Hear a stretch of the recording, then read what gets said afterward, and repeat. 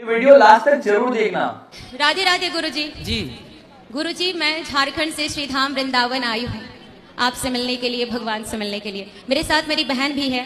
राधे राधे गुरुजी। राधे राधे। गुरुजी, मेरे 2 प्रश्न हैं जिसका जवाब मैंने बहुत लोगों से पूछा, पर किन्हीं का उत्तर मुझे संतुष्ट ना कर सका।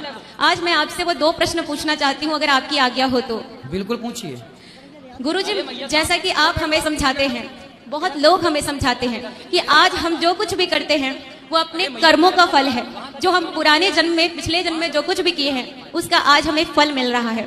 तो गुरुजी, मैं ये कहना चाहूंगी, आज मैं श्रीधाम वृंदावन आई हूँ तो भगवान की ये लीला है, ये मेरे पिछले जन्म के कर्म हो सकते हैं। आज जो कुछ भी मैं कर रही हूँ वो मेरे पिछले जन्म के कर्म हो सकते हैं, लेकिन अगर ये धरती को कर्म भूमि कहा गया है तो मैं अभी प्रेजेंट में, इस वर्तमान समय में कर्म कहाँ कर रही हूँ गुरुजी? मैं तो पिछले कर्म के जो फल हैं उसी को भोगने में अपना समय बिताते जा रही हूँ और व्यतीत हो गया समय, फिर मैं कर्म कब कर रही हूँ? कृपा करके मार्गदर्शन करें। कर्म कितने प्रकार के होते हैं जानती हो आप? नहीं गुरुजी। कर्म 3 प्रकार के होते हैं, संचित, क्रियमाण और प्रारब्ध। कर्म कितने प्रकार के होते हैं? 3 प्रकार के। क्रियमाण कर्म वो है जो आप कर रहे हैं, जैसे आप हमसे प्रश्न पूछ रहे हैं, ये भी आप कर्म कर रहे हैं। हम आपको उत्तर दे रहे हैं, ये भी हम अपना कर्म कर रहे हैं। ये क्रिया चल रही है, क्रियमाण। जैसे किसान खेत में बीज बो रहा है तो वो बो रहा है, मतलब वो क्रिया कर रहा है, वो क्रियमाण कर्म है। प्रेजेंट को क्रियमाण कहते हैं, ठीक है। अब जब बोया तो फसल तैयार हो गई, तो जब फसल काटेगा तो वो संचित हो जाएगा। काट के बोरा में भर के घर ले आया, 100 कुंटल फसल घर आ गई। वो क्या था? क्रियमाण का फल था, संचित, इकट्ठा हो गया। हाँ या ना? हाँ। फिर वो उसी गेहूं को चक्की में पिसवा के और उसी की बढ़िया रोटी में घी लगा के मस्त खा रहा है, वही है उसका प्रारब्ध। जो किया था वही उसे मिला, वही उसका संचित हुआ और वही उसे मिला। जो कल किया था बेटा वो आज आपको मिल रहा है, अच्छा या बुरा। जो आज आप करोगी अच्छा या बुरा, वो कल की तैयारी है। तो क्या मुझे आज कर्म करने की आजादी है? क्यों कर ही रही हो आप? आजादी क्यों नहीं? आजाद है हो आप हमसे प्रश्न पूछ रही हो, कर तो रही हो कर्म। पलकें झपका रही हो, कर तो रही हो कर्म। आप रोटी खा रही हो, कर तो रही हो कर्म। दूध पी रही हो, कोई शराब पी रहा है, कोई दूध पी रहा है।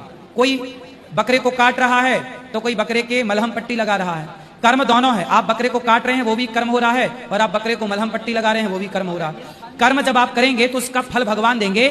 मलहम पट्टी लगाने का फल भी भगवान देंगे और बकरे की गर्दन में तलवार चलाने का फल भी भगवान देंगे। तलवार चलाने का फल अलग होगा, मलहम पट्टी लगाने का फल अलग होगा। तो महाराज जी, हमें कैसे पता चलेगा कि अभी जो हम कर रहे हैं वो पिछले जन्म का कर्म का फल है या इस जन्म का कर्म है? क्यों पता करना है? कुछ चीजें भगवान को पता रहने दो, तुमको पता लग जाएगा, तुम ही ना भगवान हो जाओगी।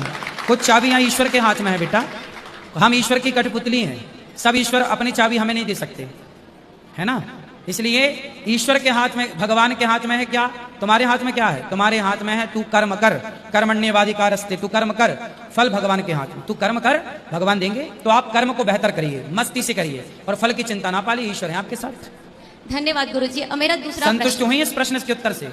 हाँ, संतुष्ट तो हो गई। ठीक है, दूसरा पूछो। दूसरा प्रश्न है कि महाराज जी, जो भगवान विष्णु हैं, श्रीमन नारायण, उनके पार्षद 3 रूपों में, 3 युगों में धरती पर आए। पहला वो सतयुग में आए, हिरण्याक्ष और हिरण्यकश्यप के रूप में। दूसरा वो त्रेता में आए, रावण और कुंभकर्ण के रूप में। उसके बाद वो द्वापर में आए, कंस और शिशुपाल के रूप में। शिशुपाल और दंतवक्र के रूप में। कंस नहीं था वो, क्षमा करें, शिशुपाल और दंतवक्र के रूप में। तो प्रश्न ये है महाराज जी, ये तीनों धरती लोक पर आए, इन्हें कर्म करने की आजादी थी, पर ये तीनों 3 रूपों में, 3 युगों में बुरे कर्मों को क्यों इन्होंने अपना चुनाव बनाया? क्यों इन्होंने बुरे कर्म ही किए? अच्छे कर्म भी कर सकते थे। रावण शायद अगर बुरा काम नहीं करता तो बाकी भी उसका साथ न देते, जैसे उनके अपने बेटे पुत्र मेघनाद, अपने भाई कुंभकर्ण, ये विभीषण तो अच्छे कर्म कर रहे थे, इसलिए तो भगवान श्री राम के पास चले गए। तो फिर ये बुरे कर्म क्यों कर रहे थे? अपितु ये तो भगवान के पार्षद ही थे ना। श्राप लगा था, श्राप लगा था सनकादियों का कि आप राक्षस बनोगे, और राक्षस जब बनोगे तो राक्षस का आचरण अपनाएंगे। और उन्होंने जो कार्य किया वो राक्षस के आचरण का था, क्योंकि श्राप लग चुका था। 3 जन्म तक राक्षस बनोगे, सनकादियों का। अच्छा, मतलब उन्हें श्राप ही मिला था? श्राप था। अच्छा, धन्यवाद महाराज जी। महाराज जी, अंत में मैं भक्तों के समक्ष अपनी चंद पंक्तियां रखना चाहती हूँ। यह मैंने नहीं लिखी है, लेकिन कहीं से मैंने इसे पढ़ा और मैं बहुत प्रोत्साहित होती हूँ इनको पढ़ के। और मेरे प्रोत्साहन का कारण है इन पंक्तियों को मैं प्रस्तुत तभी करूंगी जब आपकी आज्ञा होगी। करिए करिए।